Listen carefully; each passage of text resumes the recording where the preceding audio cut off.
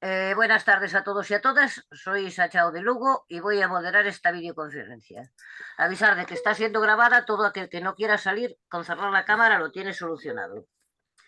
No se permitirán faltas de respeto de ningún tipo. Si se produce algún tipo de descalificación o no se respeta el orden del día, se procederá a cerrar el micro de esa persona. Y si persiste, podrá ser expulsada de la reunión.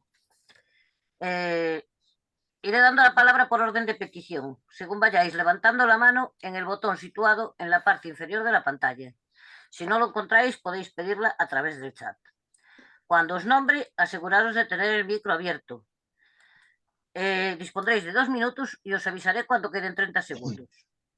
Debemos evitar las repeticiones e iremos directo al grano para intentar agilizar y dar opción a más intervenciones. Daré la palabra, en primer lugar, a todas aquellas personas que intervengan por vez primera y luego, en función del tiempo restante, daré paso a las segundas y así sucesivamente. Esperamos que todo transcurra de una forma correcta y provechosa para todos y todas. Empezamos dando la palabra al compañero Manuel. Adelante, Manuel. Buenas tardes, compañeros y compañeros, y bienvenidos y bienvenidas a este espacio de colaboración y de formación que es el movimiento pensionista, que es la voz de las plataformas. En primer lugar, como es habitual en este espacio, pues un recuerdo a las mujeres asesinadas en la última semana por violencia machista. Hoy recordamos a Sandra Brigitte, de 41 años, asesinada por su esposo en el Val de Santo Domingo, en Toledo, el día 21 de septiembre. El total de mujeres asesinadas en lo que va de año son 50 y desde 2003 son 1.234 las mujeres asesinadas por violencia machista. Decimos un rotundo, como siempre, basta ya. Bueno, esta es la segunda videoconferencia con la que queremos dar homenaje al pueblo chileno por cumplirse en estos días, el 11 de septiembre, el 50 años del golpe de Estado militar y el comienzo de una dictadura fascista que duró 17 años, del 73 a 1990. La primera videoconferencia que proyectamos la película Missing, que significa desaparecido, que es Costa Gravas, y hoy tenemos el privilegio de contar con una persona comprometida con la lucha social y emancipadora de la clase trabajadora chilena desde bien joven y que tuvo responsabilidades en el gobierno de Salvador Allende. Este es Danilo Aravena, profesor universitario y actualmente preside la Cámara Hispano-Chilena y al que agradecemos muchísimo pues que haya podido venir y estar aquí con nosotros y contarnos nosotras y contarnos sus vivencias. Comentando con Danilo algunos aspectos de esta videoconferencia, me recordó que el pueblo chileno lleva desde finales del siglo XIX y principios del XX en lucha por arrebatar a los poderes económicos una mejora de vida y una realización de proyectos de vida personales por medio de la extensión educativa y cultural. Me vino a la memoria, y seguro que a vosotros y a vosotras también, la cantata de Santa María de Quique, la masacre de mineros del Salitre y sus familias, unas 200 personas acribilladas por las Fuerzas Armadas en 1907, o Puerto Montt, otra matanza en 1969, y la figura de Luis Emilio Recabarren, realzada por el cantante asesinado también en la cárcel y torturado por la dictadura de Víctor Jara. Así como con estas huelgas, manifestaciones y muchos sacrificios de vidas segadas, de cárceles, torturas y exilios, poco a poco resistiendo y organizándose, el pueblo chileno obtuvo conquistas de sus condiciones laborales y también en el ámbito de la educación, la sanidad, las pensiones, la vivienda, etcétera, para que fueran públicas, de calidad y universales, y que posteriormente, con la dictadura del fascismo, pues se tornó a las privatizaciones de estos servicios públicos del estado de bienestar y a prohibirse los partidos políticos de izquierda, los sindicatos de clase, etcétera. No podemos dejar de hablar de las consecuencias de la privatización de las pensiones, pasando de un sistema de reparto solidario entre las personas trabajadoras en activo y quienes se jubilan, a un sistema obligatorio de capitalización individual de cuotas pagadas a las AFP, administradoras de fondos de pensiones que se enriquecieron, y sin embargo el pueblo pues, trabajador pues, se ha empobrecido, ha bajado muchísimo las pensiones que cobran ahora mismo las personas chilenas. Y es algo que no puede suceder en España si sigue por la senda de impulsar de los planes privados de pensiones de empresa. Así que sin olvidarnos que las fuerzas militares y las policiales continuaron con las buenas pensiones buenas pensiones y una sanidad aseguradas por el Estado. Bueno, en 1990 Chile volvió a una dictadura formal. Nos gustaría saber si la situación actual de Chile cómo es. También si tuvo consecuencias el estallido social y las masivas protestas en 2019 y 2020, y cuyo detonante recordamos que fue el alza desmesurada del precio del transporte urbano. Creo que Danilo tiene muy buena memoria y nos sabrá exponer esta historia reciente de Chile que en parte vivió y sufrió. Así que, Danilo, muchas gracias y cuando quieras, pues puedes comenzar. Vale, muchas gracias por la invitación a participar en esta instancia que creo que es muy importante.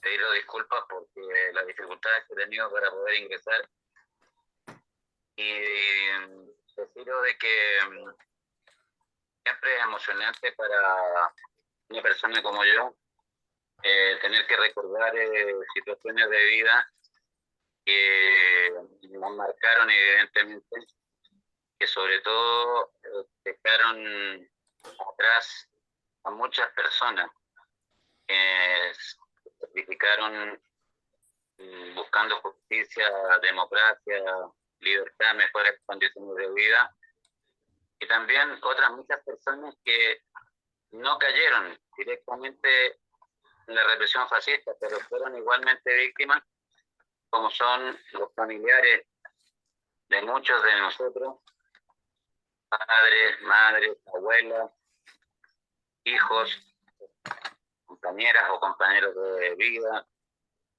que la dictadura, si no nos asesinó, nos obligó a salir, a exiliarnos, ¿no? Y a vivir muy lejos del país y nos imposibilitó regresar. Pasados los 19 años los 17 años de dictadura, aún no podíamos algunos de nosotros ingresar al país. Ahora bien el compañero Manuel decía que Chile, la historia del movimiento popular y social chileno no comenzó por la unidad popular, ¿no? Se fortaleció y trató de dar un salto adelante, ¿no? Pero la lucha del pueblo chileno se remontaba a fines del siglo XIX en alguna medida, ¿no? Chile, un país, en ningún caso fue una colonia importante para el Reino de España, para la monarquía española durante la colonia, ¿no? Un lugar del mundo alejado, aislado, una isla donde por el oeste tiene al Océano Pacífico, al este la cordillera de los Andes, al norte un desierto de los más duros del planeta, el de Atacama, y al sur la Antártida, ¿no? Es decir, realmente una isla. La economía de Chile, básicamente durante la colonia y los primeros años de país independiente, era una economía básicamente agraria, ¿no? De producción para la subsistencia de los habitantes y alguna exportación, ¿no? A los países vecinos. Sin embargo, hacia mediados del siglo XIX se descubre la importancia que tiene el guano, ¿no? Los excrementos de las aves. Y en esa larga franja de mar que tiene el país de Chile, creo que ese era un producto exportable. Y ahí hubo un conflicto con nuestros vecinos de Bolivia y de Perú. Y hubo una primera guerra entre los tres países. La ganó Chile. Se salió muy fortalecido militarmente, con unos gobiernos conservadores, hasta el año 1891, en que es elegido un presidente del Partido Liberal, que era en aquella época lo más progresista frente a los conservadores de toda la vida. Este señor, José Manuel Balmaceda, trató de, en un paso pionero para la época, establecer que las riquezas tanto del guano como de los nitratos que Chile ya había también ganado en una segunda guerra contra Perú y Bolivia, la guerra del Pacífico, que llevó una guerra de 4 años con miles de muertos por los dos bandos, y que hizo que Chile ganase más de 1000 kilómetros de extensión hacia el norte, arrebatándole la salida al mar a Bolivia y restándole una parte del territorio a Perú, y ocupando la capital peruana hasta comienzos del siglo XX. Yo hago todo este preámbulo para que nos permita ubicarnos cuál era la situación y la realidad, no solo de los sociólogos, sino que también frente a ese enorme poder táctico que son las Fuerzas Armadas. El presidente Balmaceda trató de que la riqueza de los nitratos, como se conoce, aquí en España todavía hay pueblos que tienen algún cartel que dice nitratos de Chile. Trató de que esos dineros quedasen en poder de Chile y no de las multinacionales ya de la época inglesa.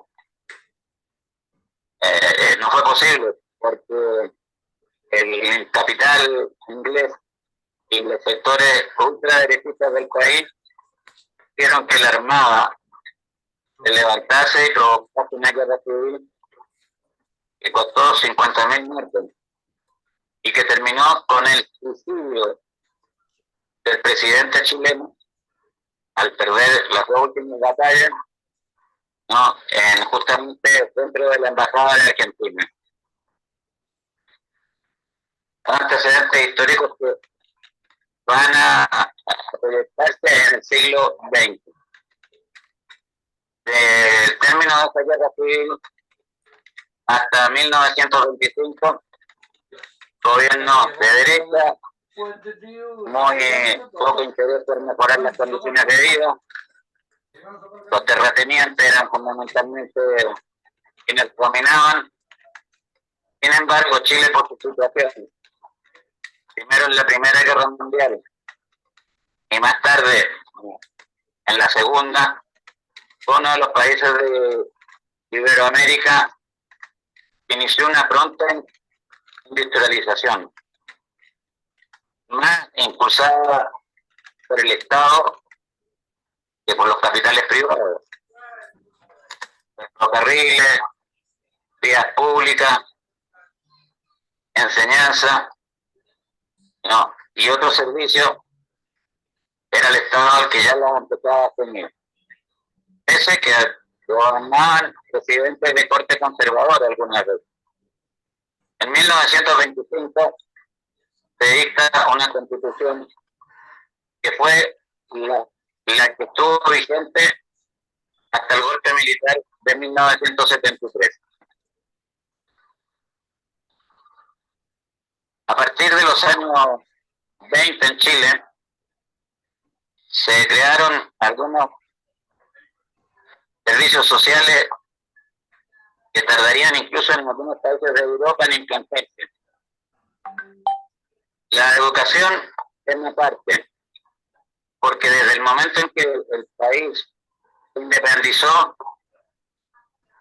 los líderes de esa independencia, influenciados por la idea de la educación, a su vez cogieron de su relación con los oficiales del ejército francés, la ocupación de España, hicieron que cuando se proclame la independencia se haga que la educación, al menos la básica, la primaria, sea obligatoria para todos los niños del país y se crean escuelas públicas. Como también se decretó, ¿no?, la laicidad del Estado, el Estado laico, ¿no?, y los cementerios no religiosos, ¿no?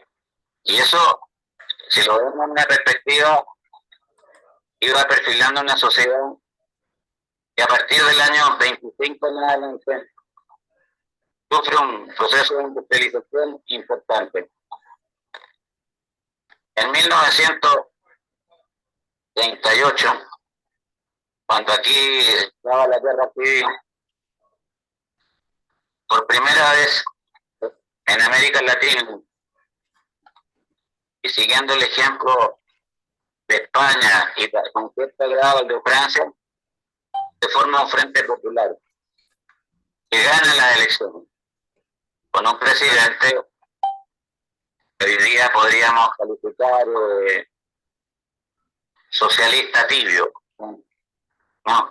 Pero sin embargo, donde hay ministros del Partido Comunista y del Partido Socialista. Ministro de ese gobierno, con 31 años, ministro de Salud Pública, fue Salvador Allende. El que recibió en septiembre de 1939, poco más adelante, el barco que fletó el puerto de Pablo Neruda, el Winnipeg, que llevó a alrededor de 2.800 españoles que estaban en los campos de concentración franceses, los llevó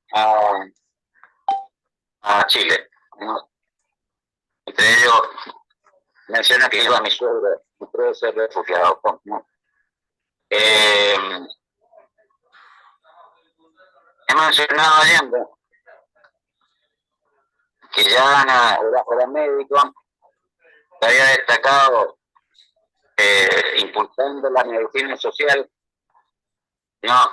Y en 1933 había formado el Partido Socialista de Chile, que no existía. El Partido Comunista Chileno se fundó antes que el Partido Socialista, cosa que en Europa ha sido generalmente lo inverso. De 1940 en adelante se suceden los gobiernos democráticos con y sin comillas, ¿no? Porque intentos de golpe de Estado hubo algunos. En 1944, como producto de la Guerra Fría, el presidente del Frente Popular, un señor de un partido llamado Radical, pone fuera de la ley al Partido Comunista y se inicia una gran represión hacia los militantes comunistas, los sindicalistas, también socialistas, incluso creando un campo de concentración en el norte del país. Alrededor de los años 58, la situación no había cambiado y por segunda vez Salvador Allende se presenta a la candidatura a la presidencia. Ya lo había hecho en el año 52, con resultados no muy favorables. El año 58, sin embargo, casi sale electo. No, la derecha se jugó entero. Creó un candidato, un cura, con alguna de hacer milagros, de esas cosas que entre las clases populares muchas veces se crea un ambiente ayudado por los medios de comunicación, que le quitó justo los votos a Allende, poco más de 30.000, para evitar que fuera presidente. ¿No? Ya en aquellos años, 58, la campaña era feroz. Allende significaba la llegada de los tanques rusos a Chile, la llevada de los niños chilenos a China, ¿no? El comunismo puro y duro, ¿no? El demonio, ¿no? Pero al mismo tiempo, en Chile se había creado una central unitaria de trabajadores, no dos, tres o tres centrales, una sola que agrupaba a los trabajadores de todas las tendencias políticas, ¿no? Y de todas las ramas de la actividad económica, ¿no? Al mismo tiempo en Chile ya existía un sistema de seguridad social, de pensiones solidarias, donde aportaban los trabajadores, las empresas y el Estado, ¿no? Y donde en Chile el 95 o más por ciento de los establecimientos educacionales, desde la educación básica a la universitaria, eran públicos y gratuitos. ¿Y qué provoca entonces que del 58, 64, con todas las posibilidades de volver a cambiar, y nuevamente viene la campaña del terror, ¿no? Hay 3 candidaturas, uno de los candidatos se retira y apoya al candidato de la democracia cristiana. Gana por una cantidad importante de votos al doctor Allende.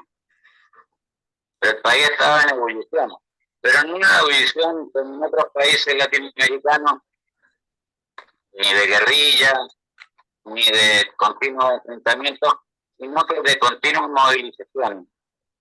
Los estudiantes pidiendo más y mejores establecimientos de enseñanza media, porque el hecho de que en el país la obligación básica primaria fuese obligatoria y gratuita, hacía que muchos jóvenes quisieran seguir en los estudios, no, independientemente que su condición puede ser hijo de obrero o incluso de campesino.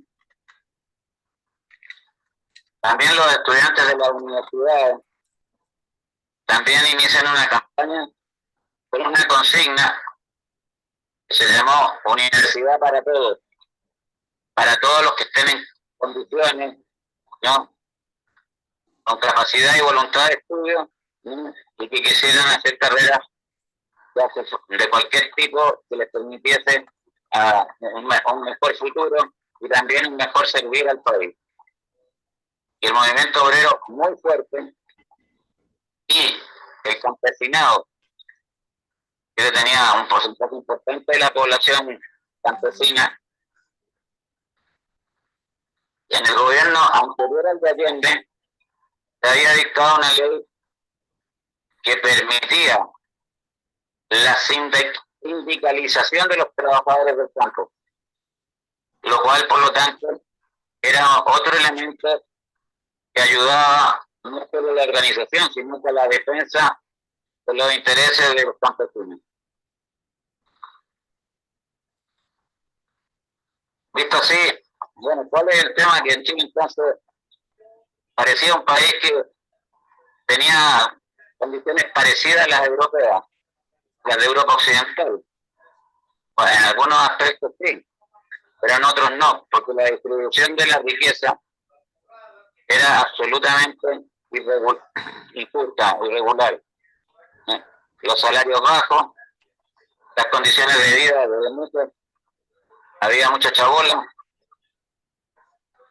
muchos niños descalzos, mala alimentación, mientras había una minoría social que sí vivía a un nivel muy alto.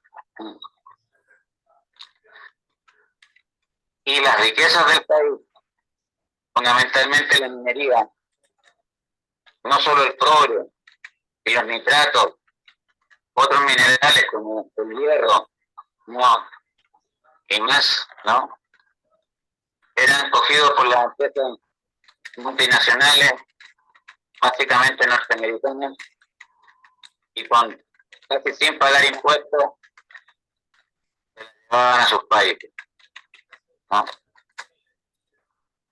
El país necesitaba, por lo tanto, que el Estado tuviese mayores ingresos e hiciera políticas de mayor justicia. Allende se presenta por 4ª vez a la presidencia en el año 70, no voy a decir sin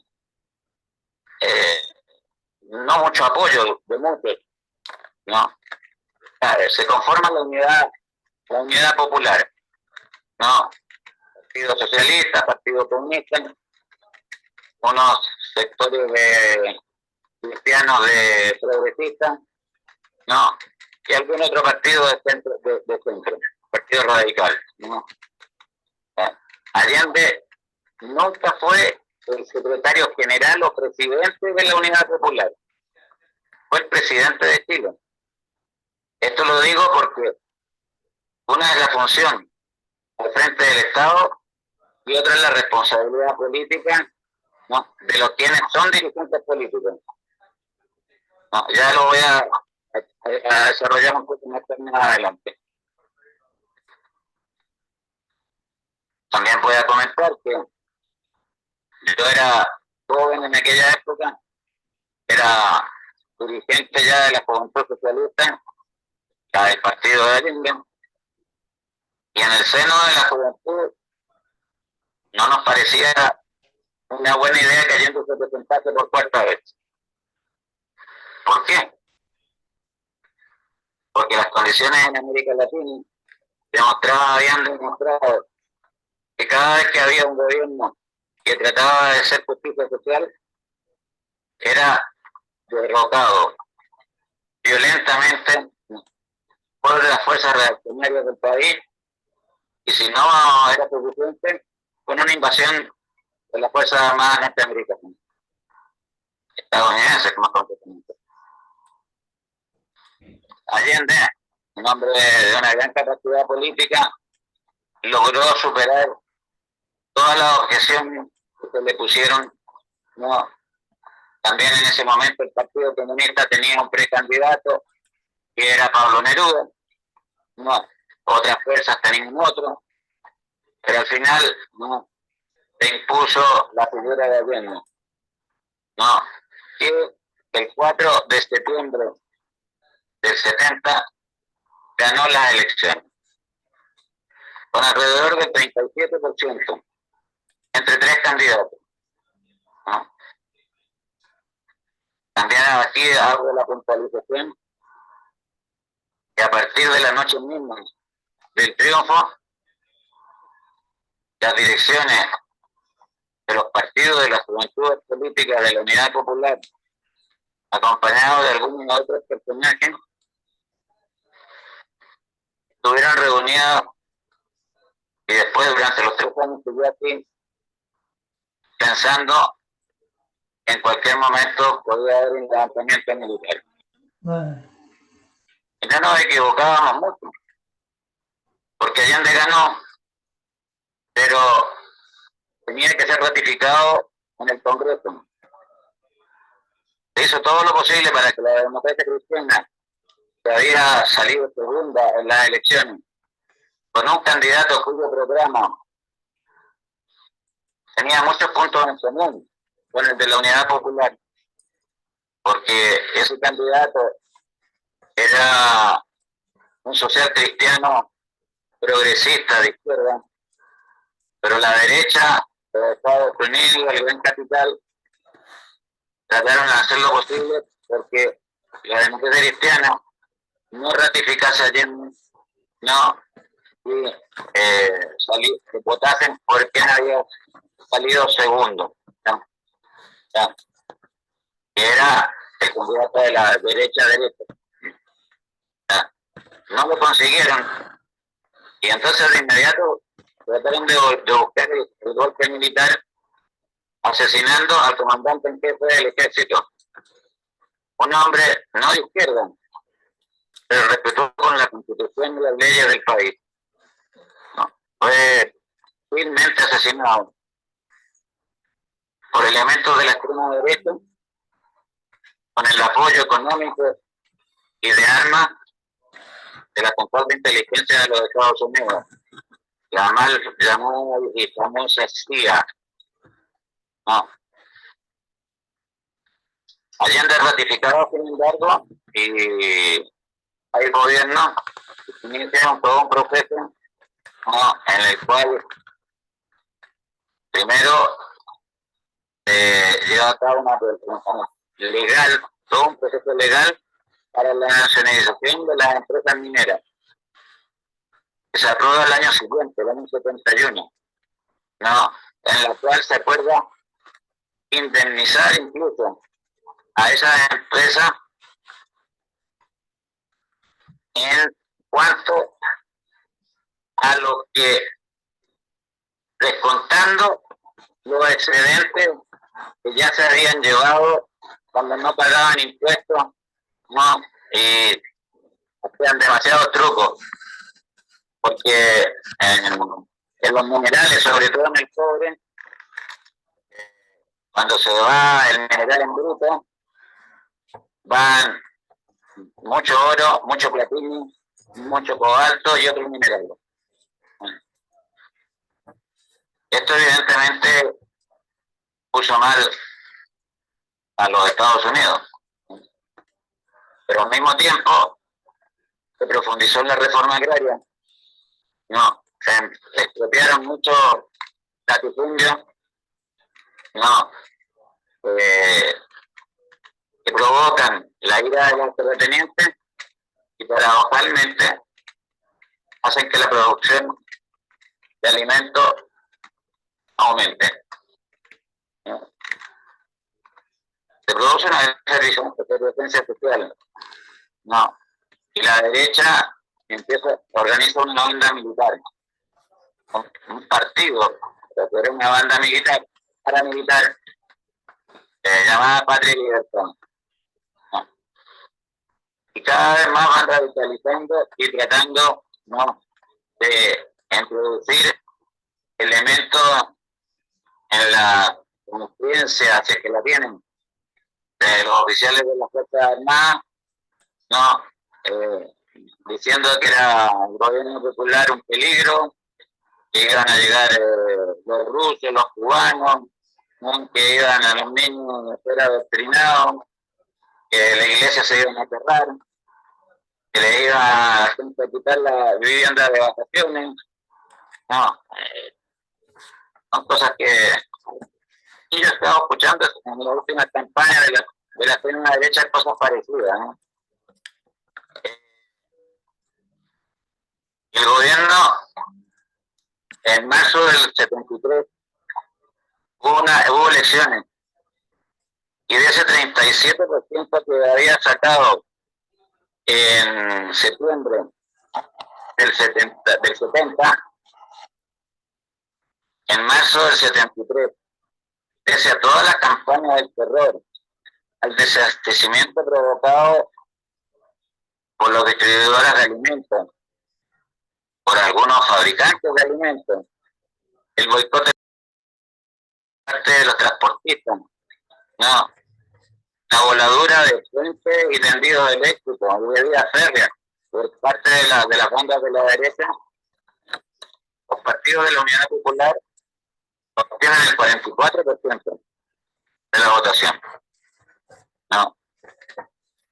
Entonces allí, como los documentos se han ido desclasificando de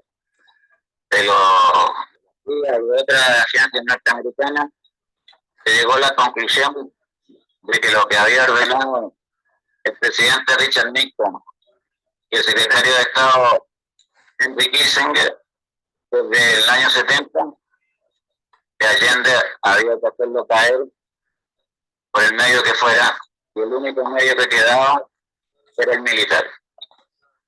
No.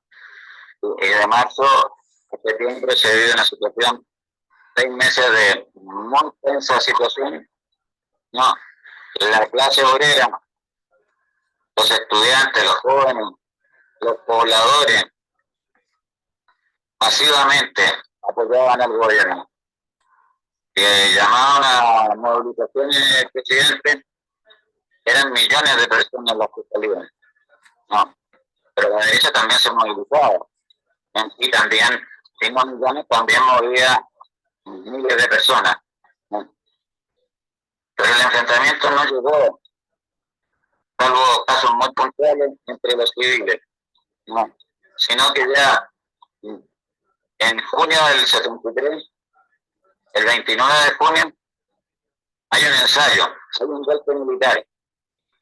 No, sale una unidad de blindado, de tanque, intentando asaltar el Palacio de Gobierno, cosa que no pudo lograr, primero porque al frente del ejército había otro general constitucionalista, general Carlos Prats, que más tarde sería asesinado en Buenos Aires, él y su esposa por orden de Pinochet. Lo que impidieron con los oficiales leales y con la movilización de los trabajadores que bloquearon calles, pararon industria, etcétera, el golpe no fue posible, no resultó. Pero sí lo que le resultó a los golpistas fue, primero, establecer quiénes eran los leales, los constitucionalistas dentro de las Fuerzas Armadas. ¿Qué capacidad tenían los trabajadores y los partidos de izquierda? No solo para movilizarse, sino que para defender al gobierno. Entonces, a los 2 meses y algo más, se produce el golpe militar. El mismo día en que Allende iba a anunciar la realización o el llamado más bien a un plebiscito, ¿no?, para que el pueblo ratificara su gobierno y de perderlo él renunciaría. No. Sabedores y pensando que ya el gobierno, en vez de ir perdiendo apoyo, lo había ido ganando, se provocó el golpe el 11 de julio. Sé que todos estaban informados lo suficientemente bien, no, al igual que yo, creo que la mayoría era muy joven, pero impactó porque Chile, en aquel momento quizás muchos no nos habíamos dado cuenta, pero tuvo la experiencia chilena una proyección internacional de haber logrado avanzar y consolidarse la experiencia en otros países de Iberoamérica y de la Europa. Evidentemente podrían haberse dado experiencias similares, ¿no?, en Francia, en Italia. Quién sabe qué hubiese pasado después cuando España quedó libre de terreno, al igual que Portugal. No, por eso que los norteamericanos, no solo por sus intereses económicos en Chile, sino que por la proyección política, no, viene el golpe militar y cortaron de raíz. De ahí, desde el 11 de septiembre del 73 a agosto, septiembre de 1990, 17 años, como dijo el compañero, de terror y represión. Miles de compañeros asesinados, desaparecidos, luego de sufrir atroces torturas. Más de 700.000 partidos por el mundo. ¿No? La economía del país destruida. No. Pues, a los 2 o 3 años de producido el golpe, en Chile inicia una experiencia de laboratorio que después implantó o se trató de implantar en el resto del mundo, la economía neoliberal. Esa misma que han impuesto aquí, en Francia, en Italia, en Alemania, ¿no?, en general en el planeta, donde las necesidades de la gente corriente, de los trabajadores, de las mujeres, de los jóvenes, de los mayores, no importan. Lo que importa es la rentabilidad, lo que rinda el capital. Y lo peor, que muchas veces ese capital lo sacan de lo poco que cobramos o ganamos trabajando la mayoría.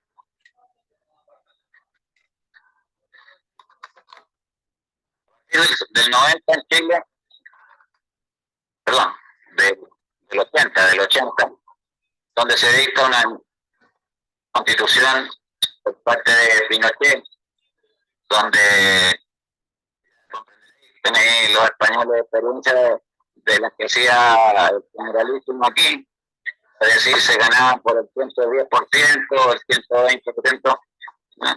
Es decir, la gente estaba obligada a decir sí o si no se lo inventaban.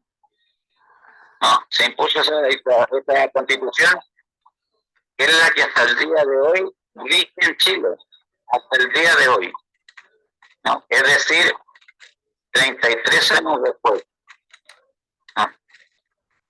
Y que tiene sumido al país en una crisis enorme de la cual le va a ser muy difícil salir. ¿Qué es lo que hace la dictadura apoyándose con esa constitución? Termina con el sistema de pensiones solidario, privatiza las pensiones, las entrega a fondos de pensiones. Fondos de pensiones, detrás de ellos están grandes bancos, el BBVA y el Santander, ¿no? Eran todos ahí, y grandes aseguradoras. No, primero, solo aportan al fondo de pensión individual el trabajador, pero no cualquier trabajador, porque aquel trabajador que no estuviera dentro de un nivel, digamos, 1.000 euros mensuales. Veamos que en los años 80 y 80 y pico, la economía chilena era muy menor a la actual y poco comparable con la española.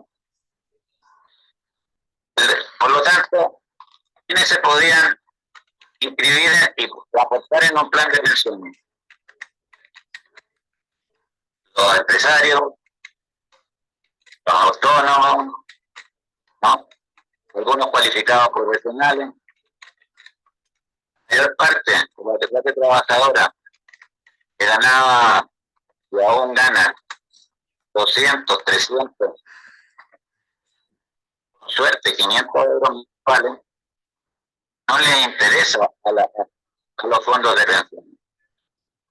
Por eso hace que Chile, hasta no hace mucho, viendo yo unos informes internacionales de la economía, del mundo del trabajo, Chile se enorgullecía de ser el país que tenía el mayor porcentaje de personas mayores de 70 años trabajando. Ya sabes, supondré por qué. Si no hay pensión, trabajas hasta el día que te mueras, porque si no, no comes.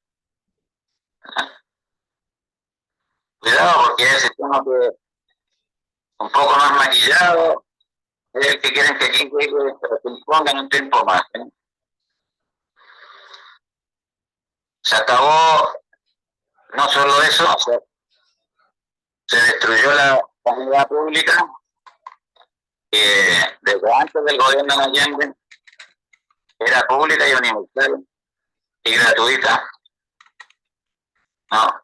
Convirtiéndola en una sanidad privada de grandes centros hospitalarios, más bien hoteles de 5 estrellas, donde mucha gente que se puede pagar un hotel de 5 estrellas cuando tenía una operación, cuando tiene, perdón, corazón, los riñones, un cáncer, etcétera, se ve obligada a vender el piso, la casa o el coche, no, porque si no, no lo atienden. Sanidad, educación, me falta educación. Los colegios e institutos, o sea, las escuelas básicas y los institutos de enseñanza media, no se privatizaron, se municipalizaron. Es decir, antes la educación la financiaba tanto a los profesores, mantenimiento, la construcción y mantenimiento de las instalaciones, la financiaba el Estado a través del Ministerio de Educación. El Estado se sube, y entonces, ¿cómo se financian? Los municipios son los encargados de construir, mantener y pagar el profesorado. Me voy a llevar al caso siguiente, y con respeto, si quiero algo. Un municipio como Pezuelo o Badilla del Monte, no, a los que somos de Madrid, sin duda tendrá condiciones, no, pues dado el tipo de personas que lo habitan, de su renta, de tener un colegio, o más de un colegio público, en condiciones, un buen edificio, con profesores bien pagados, etc. Un municipio básicamente de campesinos, no, pequeños, dormitorios de trabajadores, no va a tener los mismos ingresos. Por lo tanto, el edificio se va deteriorando, y no hay dinero para repararlo, y los salarios de los profesores serán menores. Por lo tanto, ¿qué se va consiguiendo con ello?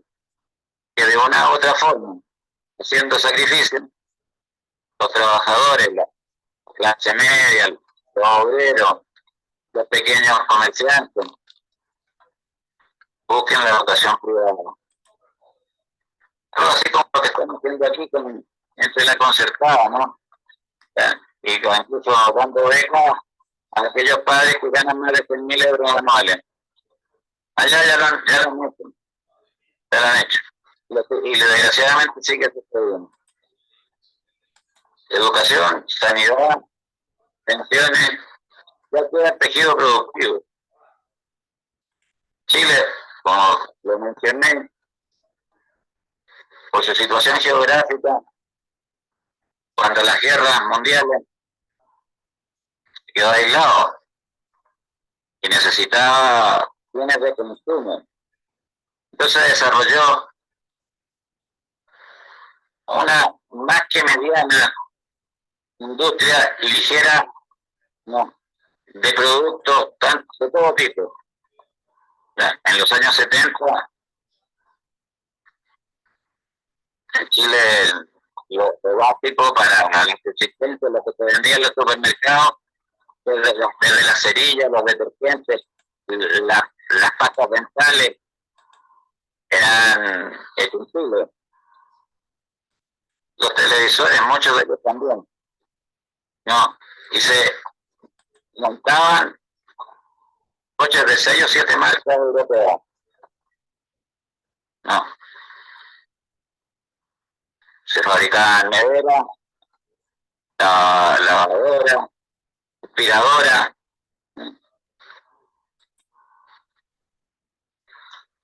Al año 85, 90, todo ello ya no era chileno, se traía de fuera. Las cerillas de Perú, ¿no? Los electrodomésticos, lógicamente de Estados Unidos o de Europa, ¿no? Se destruyó el tejido industrial del país. ¿En beneficio de quién? El gran capital, evidentemente. ¿Cuál es la industria principal del país en este momento? Los grandes centros comerciales y lo que llaman en Chile el retail, es decir, el comercio en onda Corte Inglés, el grandes almacenes, ¿no? Donde la gente tiene un invento desde hace muchos años, que aquí también lo están introduciendo, están alertando contra ellos, las tarjetas revolving. Es decir, tienes crédito toda tu vida hasta que te mueres, pero vives toda la vida endeudado. Es decir, se te da un crédito por 1.000 euros, el sistema te obliga a hacer o te lleva a ser consumista, no, y no te conformas con un televisor nuevo, quieres otra cosa, ropa diferente, los hijos piden más cosas, etc. Ya tu sueldo no da porque los sueldos son malos, pero el sistema, las casas comerciales, dicen no hay problema, le ampliamos el crédito, Perdón, las tarjetas de crédito chilenas, frente a la de acá, que creo que el interés anual está en el 20%, en Chile es superior al 45% anual. Por lo tanto, eso hace que en el listado del señor Ford, de los millonarios, un país que no llega a los 20 millones de habitantes, tenga un gran número de súper ricos en este momento. Bueno, un gran número, 10 o 12 ya, pero para un país pequeño es bastante, ¿no? Y esa es la situación con la dictadura. Entonces, en los 90 se terminó la dictadura. Ajá, aparentemente. General Pinochet siguió siendo comandante en jefe del ejército varios años y senador vitalicio, con lo cual el poder estaba claro en mando de quien seguía. Los partidos democráticos, no solo los que habían estado en la Unidad Popular, sino que otros como la Democracia Cristiana, no menor en Chile, partido que tuvo una fuerte apoyo popular, ¿no? Trataron conformar la Convergencia Democrática, que fue lo que ganó el rechazo a las pretensiones de Pinochet de continuar al frente del país y llevó a que hubiesen elecciones. Y hizo que la Concertación tuviese 5 presidentes. El tema está en que la Constitución de Pinochet todavía sigue vigente, salvo algunos pequeños recortes, el neoliberalismo, la deficiente educación y sanidad pública, las pensiones privadas, los salarios de hambre, las pensiones más de hambre, siguen vigentes, ¿no? Y el país, lo que prima es el individualismo, el consumismo, el egoísmo. Todos son estables. Estamos a punto de tener una constitución pionera en el planeta y la población lo rechazó. Y han habido unas elecciones hace unos meses atrás y el 30 y pico % de apoyo lo obtuvo el partido hermano de Bosch, los republicanos que se llaman. Y las encuestas muestran que la extrema derecha puede ganar las elecciones, porque el 30 y pico %, el 32 completamente de la población, piensan que una dictadura militar no es tan mala cosa. Es triste, ¿no? Triste para lo que significó el sacrificio y el esfuerzo, la tenacidad de mucha gente anteriores ante el proceso de la Unidad Popular, aquellos obreros que mencionaban a Manuel, que fueron asesinados en Santa María de Iquique, una plomada 3.000, y otros cuantos años posteriores en distintos territorios, en distintas barriadas, en distintas industrias. Y después el sacrificio ejemplar de Salvador Allende, y de muchos compañeros y compañeras que entregaron sus vidas. Bien, defendiendo al gobierno o soportando después las torturas a los que habían sometido para que confesasen, ¿no?, que había un plan para asesinar a los militares, ¿no?, que había todo un programa para convertir a Chile en un país satélite de Rusia, ¿no?, etcétera, etcétera. Es muy duro, muy difícil, ¿ya? Aquellos que hemos vivido tuvimos la suerte, siendo jóvenes, de haber estado fuera de Chile representando al país y ver cómo era visto nuestro proceso en Europa, otros países de América, incluso en Asia.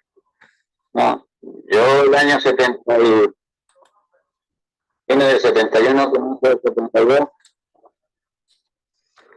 estuve de paso en Barcelona, Madrid. Me reuní con jóvenes de varias organizaciones clandestinas opuestas a la dictadura. Y me acuerdo de las preguntas, la expectación que tenían. Oye, Allende, un revolucionario, Allende un socialdemócrata, Allende va traicionado, ¿no? Y otras cosas por el estilo, ¿no? Era difícil explicarlo, ¿no? ¿Ya? Porque realmente Allende, los que estuvimos junto a él, y la mayoría del pueblo chileno no quería el enfrentamiento. En Chile no había tradición ni experiencia de enfrentamiento armado, de guerrilla, en otros países de América Latina. Claro que teníamos ahí el referente de la Revolución Cubana,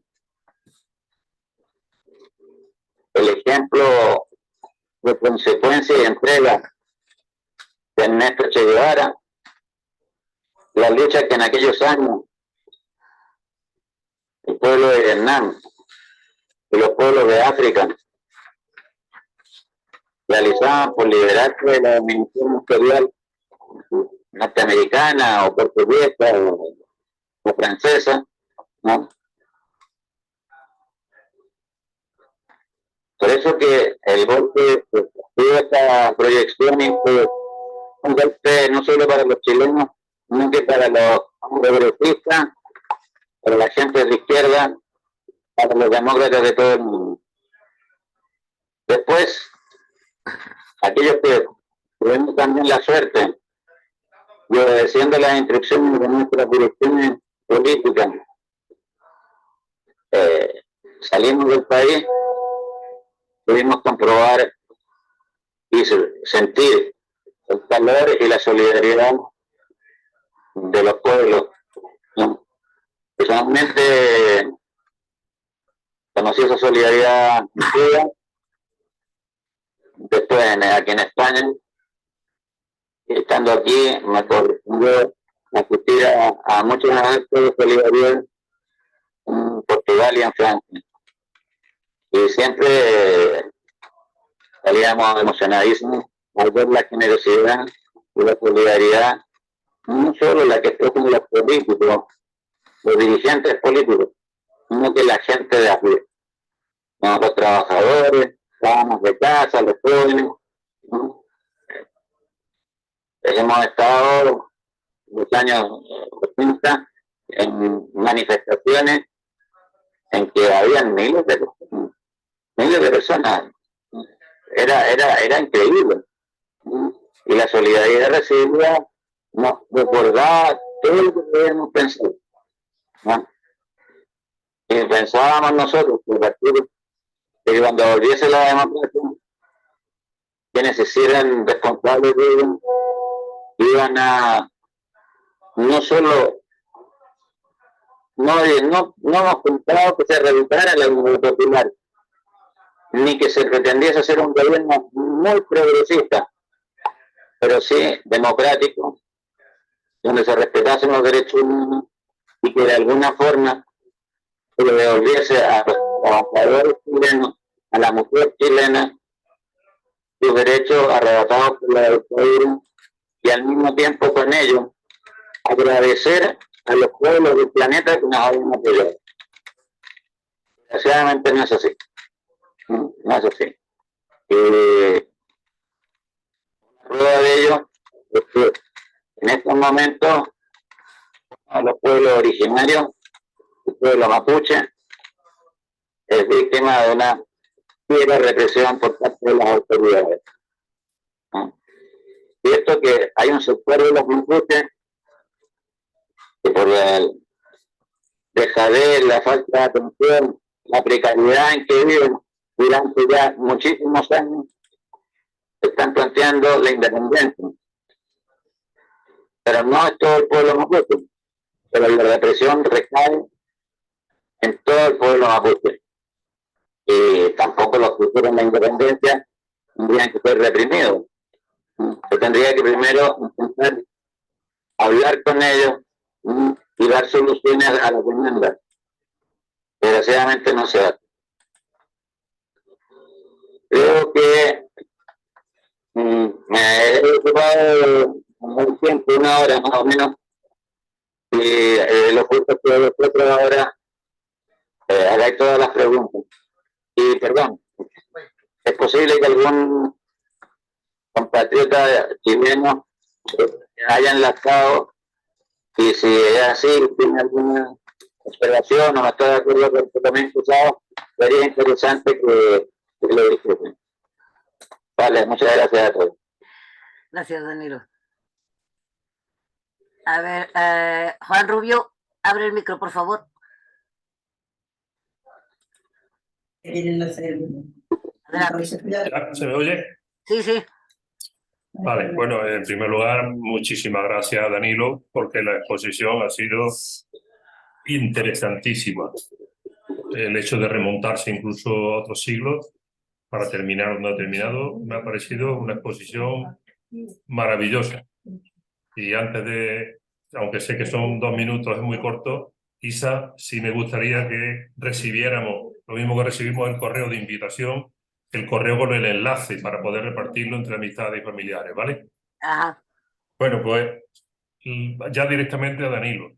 Cuando has nombrado el tema del guano y el tema del nitrato de Chile, a mí me ha remontado a mi niñez, porque efectivamente en mi pueblo en aquella época existía ese cartel que tú dices, un cartel de cerámica de fondo amarillo, con un señor a caballo en negro, y era la primera referencia como niños que teníamos de que había algo en algún sitio, algo que se llamaba Chile, pero que entonces ni siquiera en la primaria en este país pues se enseñaban los países de Sudamérica.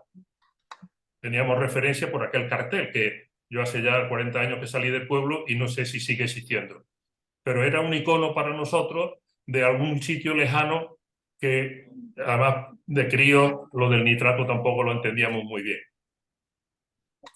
Eso me lleva a decir que el nivel que teníamos en aquella época, estamos hablando de los años 50, aquí en España, era deficiente en cuanto a la enseñanza, ¿no? Por eso me ha sorprendido que ahí bueno, no me ha sorprendido por lo que voy a explicar ahora, pero cuando has hecho referencia al nivel educativo, cómo era gratuito desde la primaria hasta la universidad. Y una anécdota, que ya eso fue en mi juventud, aproximadamente con 20 años, vi en un programa de televisión, era un programa de televisión sobre Chile, y era una fila de personas, no recuerdo dónde estaban, si estaban en la puerta de un teatro, en la puerta de un cine, era algún sitio donde se impartía cultura. Y el entrevistador, que hizo varias preguntas allí a lo largo de la fila, a mí me dejó sobrecogido. Es decir, el nivel cultural que demostraba la gente del pueblo en esa época, yo creo que eran aproximadamente en torno a los 70, pero los primeros 70 probablemente. El nivel cultural comparado con el que yo tenía en mi pueblo y en mi entorno, incluso comparado también con otras regiones de España, yo estoy en Andalucía, me parecía extraordinario. Yo quedé maravillado de la sensación que me dio aquella entrevista que estaban haciendo, ¿no? Aquel programa de televisión.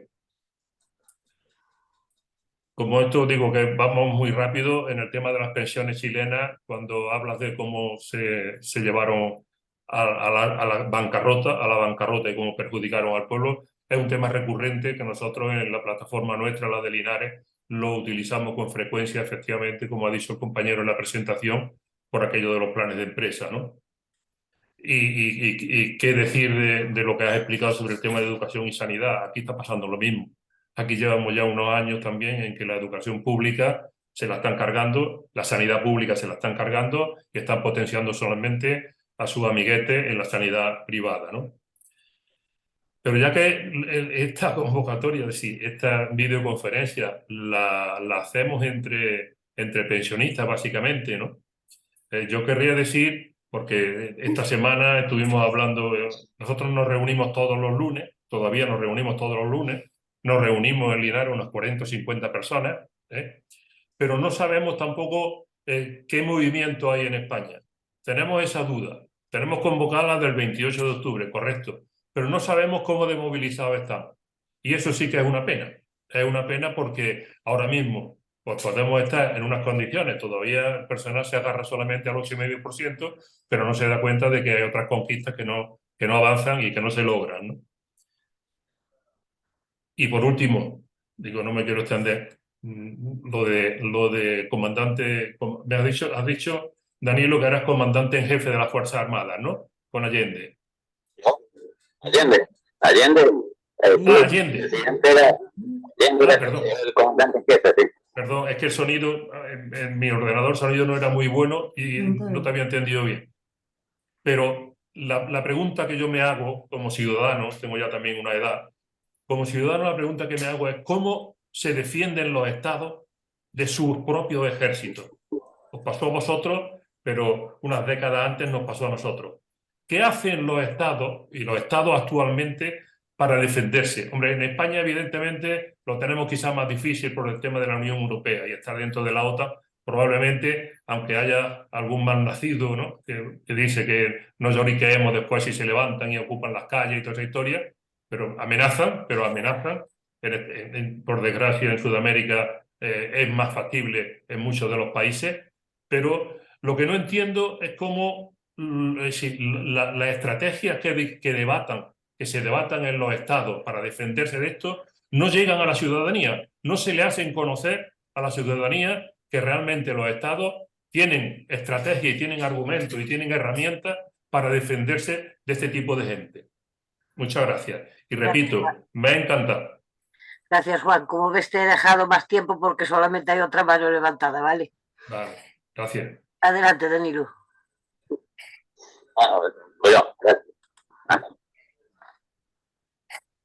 Compañero, veamos, evidentemente el tema de la educación que se proyecta en una mayor cultura en la población es un fenómeno que en 3 naciones de Iberoamérica se dio más o menos de forma similar. ¿Puedo poner la máquina? Uno, Chile, el otro, Argentina y el otro, Uruguay. Los 3, más o menos cosas similares, vivieron dictaduras brutales, ¿no? En los 3, los dictadores trataron de no solo liquidar físicamente a lo mejor de su juventud, de sus trabajadores, sino que también eliminar todas las expresiones culturales que entendían como peligrosas, ¿no? No sabemos cómo son las derechas. Aquí un pequeño ejemplo de aquella señora que cuando le preguntaron por el gran Saramago, dijo que no conocía a esa señora. No. Desgraciadamente, esto es similar. Yo, por profesión, soy sociólogo, ¿ya? También he sido profesor de historia antes que sociólogo, y en los años 60, en dos parámetros, educación y producción de energía, Argentina superaba a Italia y Chile a España. Sí. Son datos de las Naciones Unidas, Ya. no me lo estoy inventando ni es un nacionalismo absurdo. No, era así, era así, Sí, sí. por una parte. También tenía que decir que esa era mi juventud. Yo lo pongo entre comillas porque después tuvo un coste bastante alto. Yo fui uno de las docenas de jóvenes que el presidente Allende puso al frente de servicios públicos, pensando en que había que ir preparando gente para los años que vendrían. Claro. ¿No? Y a mí me tocó dirigir un organismo que tenía que ver con el deporte, la recreación y la cultura popular. ¿Ah? ¿Y qué se hizo? A ver, este organismo básicamente se dedicaba a dar subvenciones a entidades privadas, Claro. ¿no? A empresarios privados, a traer artistas de afuera, a señoras que eran propietarias de gimnasios, centros para embellecerse, ¿no? Y nosotros dijimos que eso no era, y que había que crear, y hicimos un organismo de alcance nacional que promoviese el deporte, la cultura y la recreación a nivel popular, ¿no? Entonces, estamos colocando a lo largo de las capitales de provincia, 25 en aquel momento, gente que desarrollara talleres de teatro popular, de coro, de música, de títeres, de deportes populares, la construcción de canchas multiuso, todo ese tipo de cosas. Evidentemente que a los sectores de las élites no les gustaba mucho. ¿Ya? También tuvimos la solidaridad internacional y México, Argentina, Cuba, China, Unión Soviética, Checoslovaquia, Francia y otros países nos mandaron de lo mejor de sus artistas, de todas las expresiones de la cultura. Alicia Alonso, Silvio Rodríguez, ¿no? O el ballet Bolshoi, los rusos, o una gran orquesta francesa, ¿no? Etcétera. Antes de nosotros, del gobierno popular, ellos se habría ido a teatros populares con un aforo más bien limitado, o sea, populares, decir, los teatros no populares, quise decir, ¿no? Con aforo limitado y a un precio caro. Y nosotros hablamos con los empresarios diciendo que eso había que buscar el aeropuerto y nos dijeron que era imposible. Como ellos no habían, eran los que tenían los locales, pero nosotros descubrimos que había otros locales. Los estadios techados, en algunos casos, o no techados, o no. Los campos universitarios. Claro. Y llevamos a todos estos artistas, ¿no? A que los viera el pueblo a precios absolutamente asequibles, costos simbólicos en la práctica, ¿no? La idea era crear una empresa estatal del espectáculo, No, evidentemente te ganas mucho de manera. Voy a contarlo porque, está lo dicho, ese organismo con el cual me premió el presidente, desgraciadamente era un organismo autónomo, público, estatal, pero autónomo, pero todo organismo, aunque tenga autonomía, tiene que estar sujeto a un ministerio. Y el presidente anterior a Allende, antes de entregarle el mando, cambió la dependencia del organismo del Ministerio de Educación al de Defensa. Dios, sí, mira, yo me encontré siendo muy jóvenes, llegué a un organismo que era autónomo, pero donde tenía un ayudante militar, Dependía de... un conductor militar y mucho personal militar. Tratamos de aminorar. Yo dije que un conductor tenía que ser de confianza, no, que el personal técnico lo nombrábamos nosotros, ¿no? Y punto por el estilo. Eso costó, aparte de mi personal en provincia y en la propia capital, me la asesinaran a los días del golpe. Y que el día siguiente del golpe, la infantería de Marina asaltase y ametrallase mi casa. No me gusta mucho hablar del tema. Ya. Y hubo otros compañeros que fueron despidos y hasta el día de hoy no sabemos dónde fueron lanzados sus cuerpos. ¿No? Pero la brutalidad es muy terrible. Y ahora lo que voy a lo del compañero, ¿cómo defenderse de los militares? Es difícil. Es como más difícil incluso que defenderse de la oligarquía económica, de los medios de comunicación, no, de los bancos. Es más difícil. O de las iglesias, más difícil.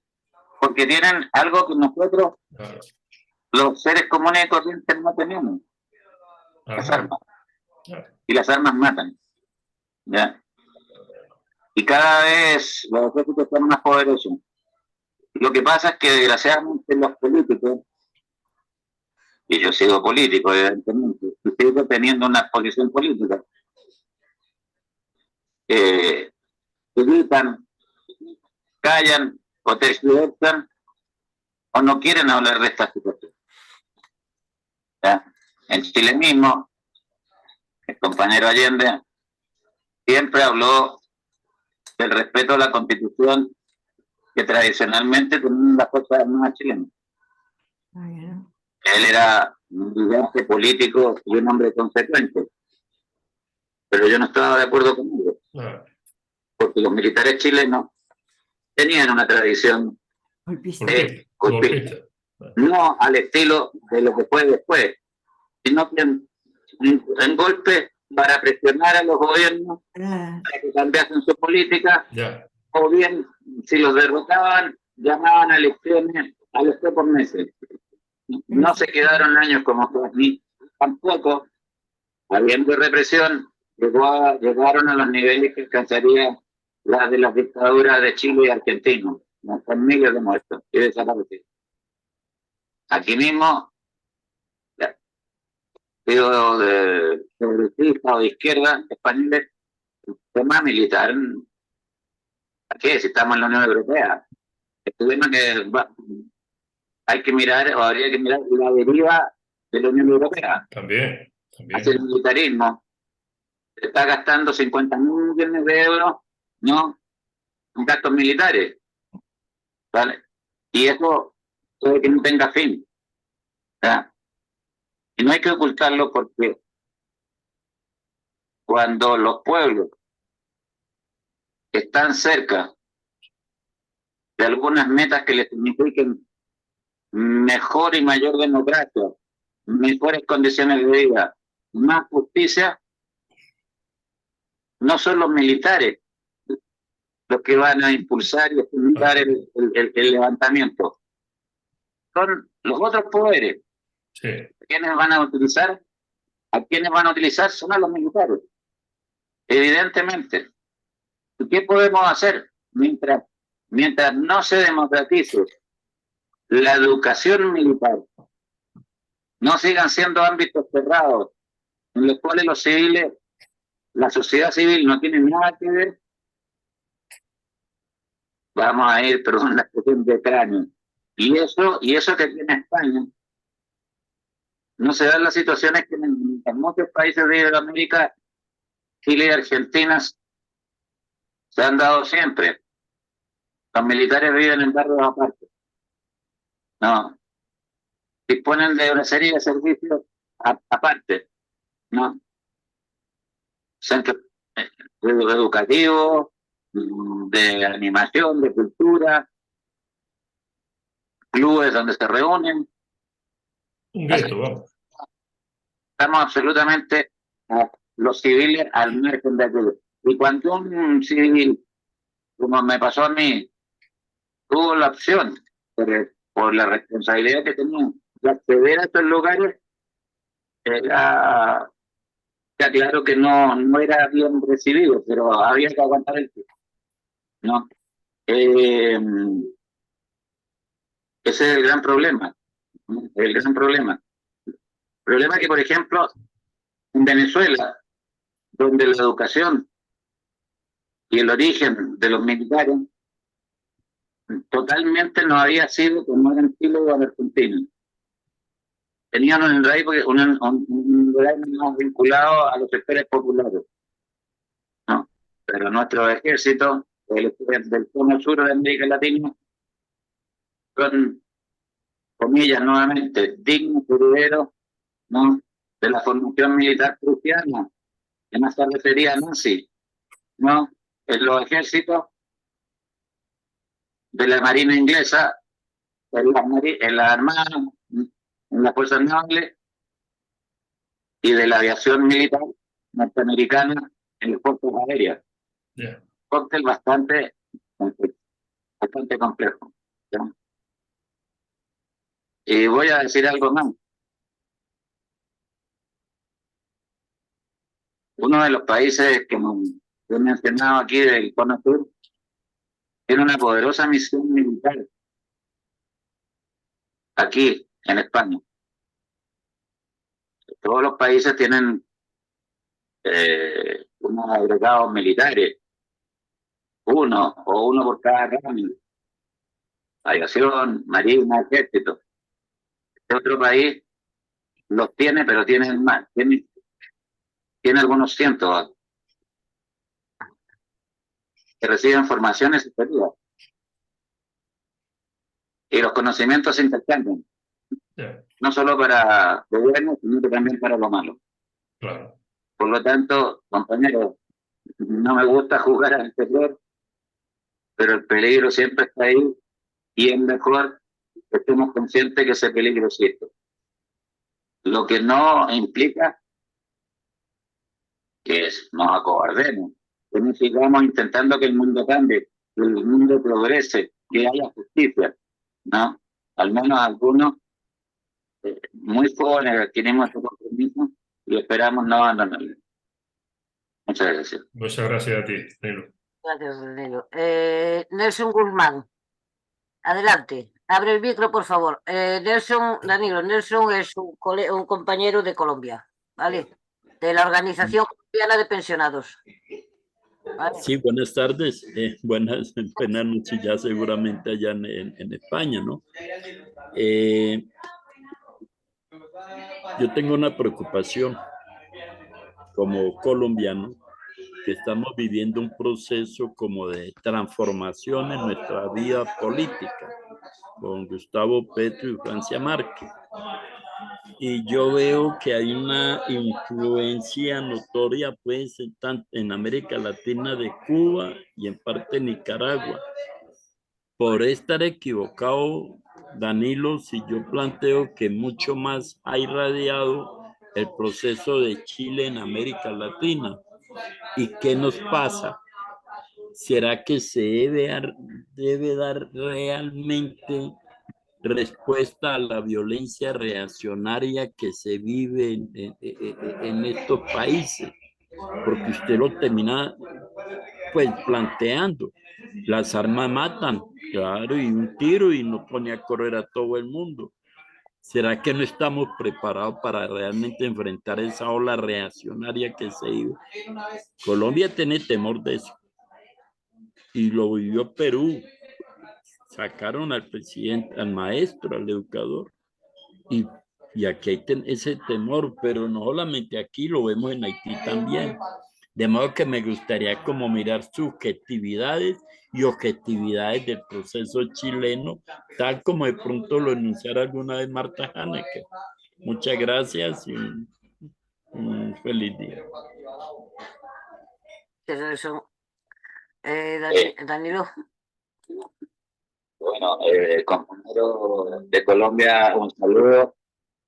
Mi personal alegría debido a que pese a las dificultades, creo que el pueblo colombiano ha dado un paso adelante importante a cambiar a los tradicionales fuerzas políticas y que esté buscando, no sé si con éxito o no, el que las luchas fratricidas que se han dado, evidentemente estimuladas por algunos sectores reaccionarios, pero que por lo menos tengan un periodo de término o por lo menos de paz, que ojalá sea prolongado.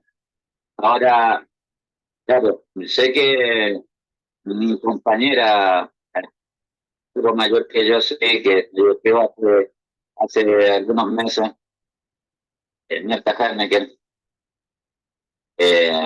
escribió mucho sobre el tema de la revolución, el cambio social en América Latina, ¿no? Y yo te voy a decir sinceramente, compañero,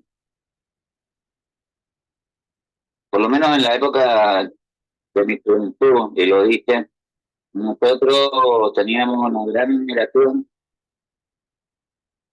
e identificación con la Revolución Cubana, ¿no?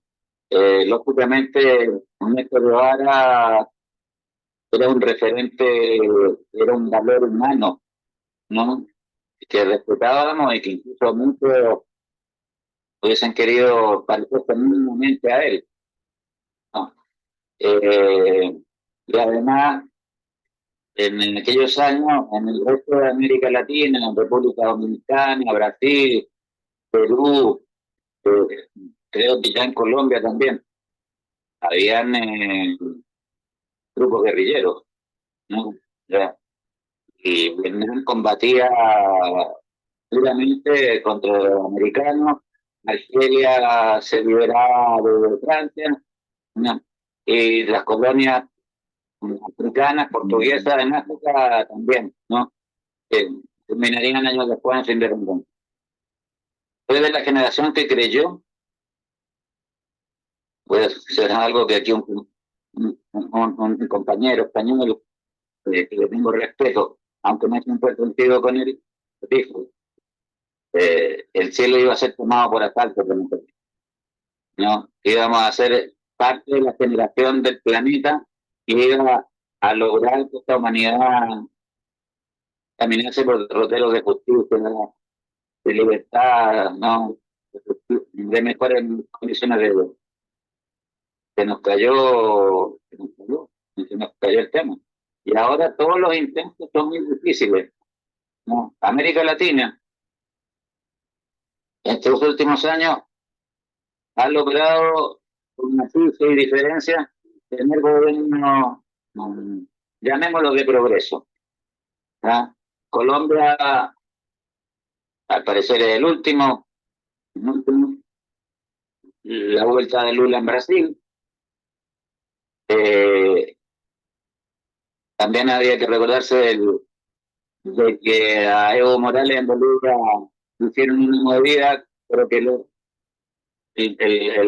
logrado su sector político recuperar el gobierno, ¿no? en Argentina, con este fenómeno tan especial que es el peronismo, sin embargo, se alinea en una línea de un punto a otros países latinoamericanos, ¿verdad?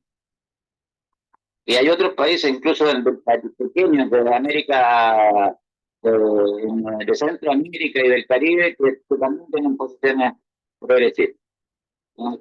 Bueno, Venezuela y Nicaragua, como Cuba, son casos aparte, ¿no? Pero todo esto conforma una especie de universo diverso, pero al mismo tiempo progresista, que quiere mejores condiciones de vida, más justicia. Pero es difícil, ¿eh? Porque las clases dominantes o ricas de cada país buscan los enfrentamientos, el desprestigio, la descalificación, el sacarlo, ¿no? Ya no con golpes militares. A China y a Lula no los pasaron con golpes militares, a Evo tampoco. Y el presidente de Perú, ¿no? Aunque después hayan utilizado en exceso la represión, ¿no? Pero lo que tampoco las fuerzas progresistas se ponen de acuerdo en un mínimo factor común, en un mínimo denominador común, ¿ya? Porque algunos tienen procesos, por llamarlos de una forma, muy radicales y consolidados, y otros inician recién un camino dentro de muchas dificultades, pero el enemigo es el mismo. O sea, más bien son todos los grandes enemigos, ¿no? Las minorías que siempre han gozado de privilegios y han explotado a su población, y el imperio norteamericano. Y frente a ellos, más aún cuando el imperio, al menos en el caso de América, ha tomado un aliado que también quiere depredar, y que se llama Unión Europea, que quiere tener parte del botín del litio, del cobre, del petróleo, ¿no? De América Latina, ¿no? Lo tenemos difícil, lo tenemos difícil. La defensa creo que la mayor, y que no es suficiente muchas veces, es un pueblo que sea consciente de lo que significa vivir en democracia, de lo que significa que un gobierno, pese a dificultades, trata de mejorar las condiciones de vida, ampliar la democracia, construir viviendas para los que no las tienen, ¿no? Mejorar los salarios, las pensiones, la prestación sanitaria, la educación. Esos son los factores comunes de la izquierda y de las fuerzas progresistas de América Latina y de otros lugares del mundo. Pero después hay otras cosas en que no estamos de acuerdo. No nos peleamos por lo menos, no nos ponemos de acuerdo en el todo, que es lo mayor, lo más importante. Pero aquí voy a decir una cosa: de todos estos gobiernos progresistas, más o menos de América Latina, hay uno que ha destenido totalmente, que es el de Chile. El gobierno del presidente Boric está alineado en las políticas belicistas, ¿no? Tratando de bloquear las relaciones con un socio tan importante en el mundo en este momento, guste o no guste su sistema, que es China, ¿no?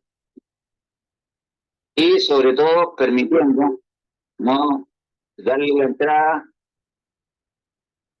a los afanes de hacerse con el monopolio explotador del litio. En Chile, Argentina y Bolivia son las grandes reservas mundiales de este recurso tan necesario para las nuevas tecnologías. Argentina y Bolivia dijeron que iban a actuar en consecuencia de sus intereses. Chile le prometió a la generala jefa de los ejércitos del Pacífico Sur de los Estados Unidos, ¿no?, cuando fue a decir a Chile, Bolivia y Argentina que los recursos naturales de Sudamérica eran para los americanos. Y ya sabemos cuál es el puesto de americanos que tienen los estadounidenses. Son ellos, americanos. Los demás, poco valemos. No. Por lo tanto, desgraciadamente, esa es la situación. No es fácil. Yo soy optimista, pese a todo. No. Soy tan optimista como que espero que en este país no gobierne la extrema derecha.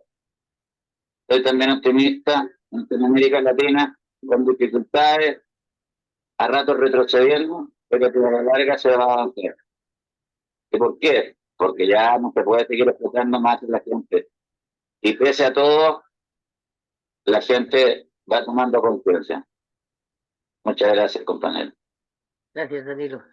Bien, antes de darle paso a juez Cisla con su autorización y permiso por retrasarla, deciros que hay dos manos pedidas y por la hora que es, que por favor, que no levantéis más manos, ¿vale? Fuencisla, adelante, abre el micro, por favor.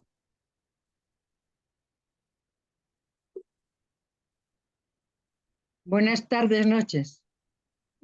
Estoy muy contenta de haber entrado en esta videoconferencia, porque la verdad es que gracias a Danilo he aprendido muchísimas cosas de Chile y de todos los países sudamericanos.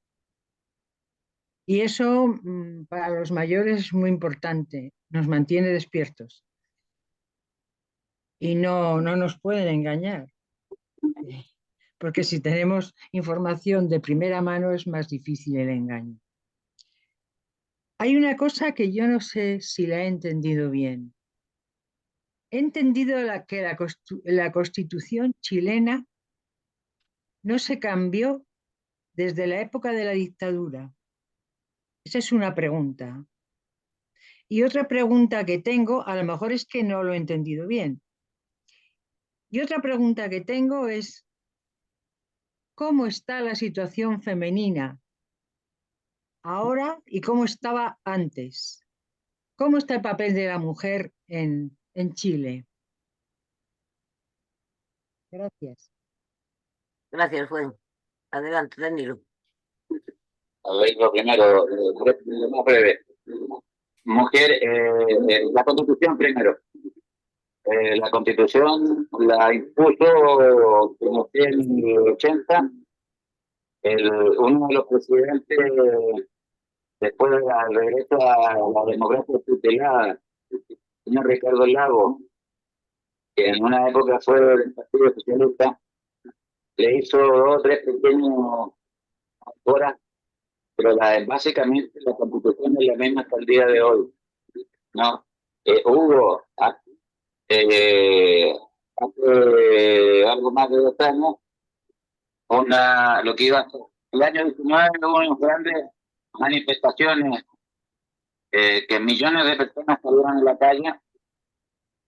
Se inició con una protesta de los estudiantes porque habían subido 30 pesos, ¿no?, el transporte, entonces se lanzó una consigna, no son 30 pesos, son 30 años, refiriéndose a que desde el término de la dictadura a esa fecha no había cambiado casi nada. Salieron millones de personas a la calle, hubo muertos, muchas pérdidas de ojos de gente, y el sistema se tambaleó. Falta de dirección política del pueblo, y los políticos dados a hacerlo todo en oficinas, ponerse de acuerdo, decidieron que había que llamar, primero dijeron a una asamblea constituyente, con lo cual aplacaron unas movilizaciones y después le cambiaron el nombre por una convención constituyente. Las palabras tienen distintos valores, porque la asamblea es absolutamente soberana. La convención constituyente estaba sujeta a que lo que aprobara, a su vez lo volviese a aprobar el Parlamento, donde tenía mayoría y aún está derecho. Pero se eligieron los constituyentes 155 personas, contra pronóstico, la mayoría era gente progresista, muchos ajenos a partidos, pero demócratas, de distintos grupos sociales, pobladores, sindicatos, organizaciones culturales, etcétera. Hicieron una constitución, un proyecto de constitución que decía que era una de las más progresistas del mundo.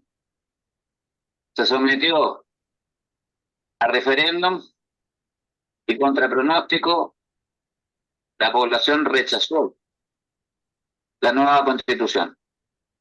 Los medios de comunicación, todos en manos de la derecha, todos, ¿no? Habían socavado la opinión pública metiéndole el miedo de que era demasiado, que se le daban derechos a los indígenas, que se iban a independizar, de que esto, que no. Ante esto, los políticos acordaron entonces tratar de otra vez hacer, pero ya nos llamaron a la elección. Nombraron entre los partidos, no, a los de la Comisión Constituyente. No. Y estos han elaborado algo, pero como tiene que ser ratificado por el Congreso, hubo elecciones al Congreso de Diputados hace unos meses y ganó por paliza la extrema derecha. ¿No? Entre la extrema derecha y la derecha tienen más del 55% en el Parlamento, con lo cual no pueden bloquear nada los demócratas, ¿no? Así que esa es la situación. La mujer en Chile, como todo el mundo, ha vivido una situación de desmedro frente a los varones. Violencia de género también siempre ha habido, ¿no? Diciendo que la incorporación de la mujer a la universidad y al mundo laboral ya se producía en los años 50, 60 en Chile, muy masivamente, muy masivamente, ¿no? Y discriminaciones salariales, no, porque en general los salarios siempre habían y siguen siendo malos en Chile, ¿no? Para la gente normal, ¿no? Pero sí, el feminismo que ha callado como movimiento con sus demandas y con sus éxitos aquí en España, ¿no? Con todos los matices y opiniones que pueda haber, ¿no? Pero un hecho evidente, en Chile también. Chile, para sorpresa de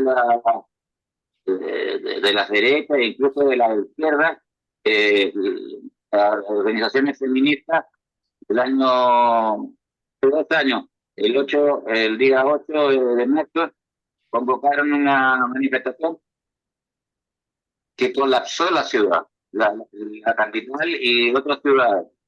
Salieron millones de mujeres, ¿no? De mujeres. Y hay una gran movilización femenina, ¿no? En demanda de sus derechos, ¿no? E incluso ahora, al conmemorarse los 50 años del golpe militar, hubo una macro manifestación. Exacto, de de mujeres. noche, una vigilia nocturna, compuesta solo de mujeres y con velas, ¿no? Se rodearon el Palacio de Gobierno, Apoyaron. adyacente, ¿no? Es una gran movilización. La derecha está planteando que con la nueva constitución, la extrema derecha, ¿no? Va a eliminar el derecho al aborto, ¿no? La libre relación entre personas del mismo sexo, no van a tener derechos sociales los hijos de que no sean producto de un matrimonio. Voy a decir que incluso de parte de dirigentes de los partidos de la derecha tradicional, les han dicho de que van a ser las primeras en salir a la calle, ¿no? Porque no están de acuerdo con ellos. O sea, en este momento el feminismo en Chile también fuerte y es potente. Y ojalá que sea un elemento de cohesión y de dinamización de los demás sectores sociales. Con eso termino. Gracias. Gracias, Danilo. Chon. Bueno, Danilo, muchísimas gracias por toda tu disertación, porque es un esfuerzo extraordinario, tanto tiempo hablando, queriendo explicar tantas cosas, tantas, que es verdad que incluso por gente que hemos seguido todo el proceso chileno, nos éramos relativamente desconocidas. Yo te quiero decir una cosa. Mira, se lo comentaba el otro día a Manuel.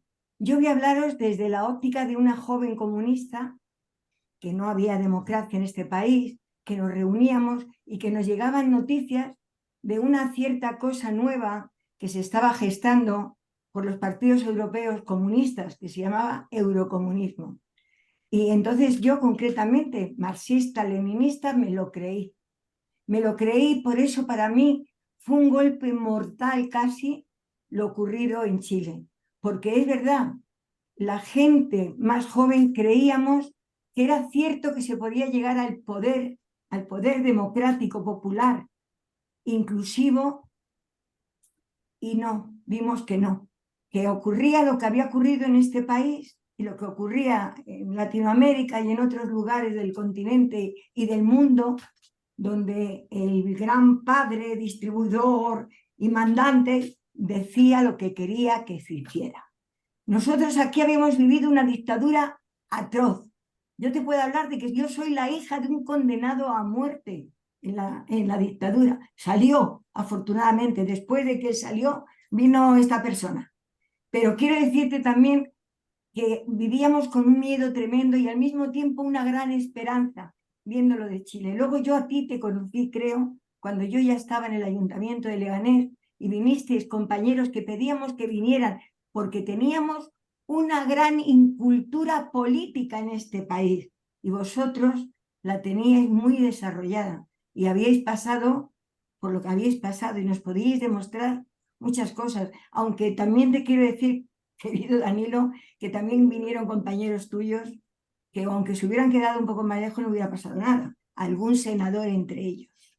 Pero yo te agradezco muchísimo esta lección que nos das diariamente cuando hablamos. Yo, hablando contigo, desconocía la situación real de los mapuchos en el tema de Argentina y Chile. Me parece que era una cosa que yo debería de haber sabido, porque concretamente a mí un vasco me comentaba que había estado allí y que se querían liberar de la misma manera, pero claro, es que no es igual, no tiene nada que ver. Y tú me lo hiciste el otro día ver claro, y estuvimos hablando. Por eso te agradezco muchísimo que hayas venido. Por eso te agradezco y decirte que concretamente yo viví Chile como si fuera un añadido de este país que teníamos aquí. Fíjate que después vinieron las otras dictaduras, Argentina, Uruguay, Paraguay, el galgo terrible que pasó y aún no ha terminado de pasar. Entonces, decirte que a ti, a Marte, a tantos y a tantos y a tantos compañeros y compañeras, daros las gracias, porque nos quitasteis mucho pelo de la esa, muchísimo, por lo menos a mí, hablo en primera persona. Y me quitasteis una cosa que a mí me parece importante. Salté de la ilusión a la realidad. Y la realidad me enseñó, a lo mejor me equivoco, compañeros, y yo me paso un montón, pero me enseñó que mientras el capitalismo tengamos en este mundo cruel, jamás nos van a dejar llegar al poder, porque de alguna manera les quitaremos esos privilegios de los que han disfrutado durante siglos. Y decirte una cosa, yo concretamente a las mujeres chilenas, a las argentinas las admiro mucho. Y el otro día estuve viendo y viví casi en directo cuando hicieron el recorrido de la vigilia, porque en un momento que estaba todo Chile pensando que no, allí salimos las mujeres, salieron allí, como salen en tantos y tantos lugares, porque de alguna manera es verdad. Y estamos aquí, allí y en todos los sitios, hasta en los pensionistas, aunque sabemos que cobramos bastante menos y nos queda bastante menos pensión. Pero eso también lo vamos a solucionar, no te queda ninguna duda. Así que muchísimas gracias, Danilo, de nuevo. Podremos contar contigo en otros momentos, ¿verdad que sí? Las veces que queráis, compañera y compañeros. Y deciros que la gratitud no solo por este espacio que me habéis brindado, sino por la solidaridad que ya mencioné, que viví desde el año 77 hasta los 90, a lo largo del territorio del Estado español, en mi ciudad, que tiene de vecinos, sindicatos, partidos políticos, todos los colores. Fue tremendo, emotivo y oportuno. Y compartía debates internos bastante con este senador que tú conociste, ¿ya? Pero lo importante es que, como decíamos cuando éramos jóvenes, el presente, compañero, es perfecto, pero el futuro será el mal. Siempre. Muchas gracias. Muchas. Muchas gracias, Danilo. Bueno, te voy a leer en el chat porque han dejado, bueno, Francisco Sepúlveda ha puesto antes que muchas gracias, pero que tenía que marcharse. Arturo Manuel Alonso te ha puesto gracias, Danilo, por tu información y compartir tus vivencias. Y Juan Rubio, ha sido una tarde provechosa. Muchas gracias a los organizadores, Danilo y demás compañeros asistentes. Entonces, darte las gracias, Danilo, pero antes de dar paso a Manuel y decirte que ha sido un placer, desde luego, escucharte. ¿Vale? Así es, Isa. Y bueno, pues agradecerte desde todos los compañeros y compañeras de aquí de la Boda Plataformas, pues el habernos permitido llegar a esa experiencia y esa lucha y ese ejemplo que habéis dado en el pueblo chileno y en general el pueblo latinoamericano, en esa lucha que tenemos todas y todos. Yo recuerdo una anécdota de Pablo Neruda cuando contaba en su libro de Confieso que he vivido que le llamaron de un sindicato de portuario para que hablara a unos obreros allí y él iba a ser sobre los años 40 o 50 y él en ese momento solo llevaba a mano un libro que era España en el corazón y él se preguntaba si era posible que allí los obreros portuarios podían entender unos poemas que eran un poco difíciles de entender. Dice que se levantó, leyó los poemas de ese libro y que no se oía ni una mosca. O sea, es que se escuchó de arriba abajo con atención, entendiendo todo lo que estaba diciendo. Eso demuestra la cultura de un pueblo y la lucha de un pueblo. Así que nada más que darte un abrazo a todos y a todos para continuar en esa lucha. Y bueno, nada, anunciaros que para el próximo viernes 13, pues como es un puente de fiesta aquí, pues vamos a hacer un poquitín de relax y vamos a poner una película, hacer un videoforum. Y ya el día 20 tendremos a Patricia Colón, que nos va a hablar sobre el tema de los refugiados y refugiadas, de todo ese gran problema que además ha tratado ahora en Granada, en la Unión Europea, y va a decir que Polonia y Hungría no quieren decir nada sobre el tema. A ver, se han llegado a un acuerdo, pero no. En fin, ese gran problema de los seres humanos que tenemos de falta de solidaridad cuando se pasa mal. Bueno, pues nada más y un abrazo y continuamos. Vale, pues Gracias.